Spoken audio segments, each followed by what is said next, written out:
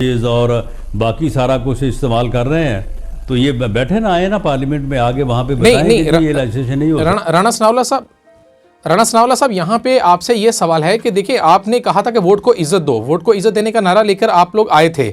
आपने इस मुल्क में ये एक नई सोच देने की कोशिश की है कि जो इमरान खान साहब के दौर में जो फैसले हुए हैं वो ठीक नहीं हुए हैं, और आपने वैसे भी आपने पूरी कोशिश की है कि आपने मईशत को सहारा भी दें। इस्लामाबाद हाई कोर्ट के फैसले के बाद आप क्या देखते हैं, खुद को कहाँ पे खड़े हैं आप लोग? को इज्जत दो, अगर हम इलेक्शन करवाने से भाग रहे हैं तो हम कितना भाग रहे हैं? मेरा सवाल से हम हुकूमत में हैं, तो जो पहले 3.5 साल बैठे रहे हैं, आप मुझे बताएं कि उन्होंने आते ही सबसे पहले जो है वो बल्दियाती अदारे जो है वो उन्होंने ख़त्म किए, और बल्दियाती अदारे ख़त्म करने के बाद उन्होंने क्यों नहीं इलेक्शन करवाए?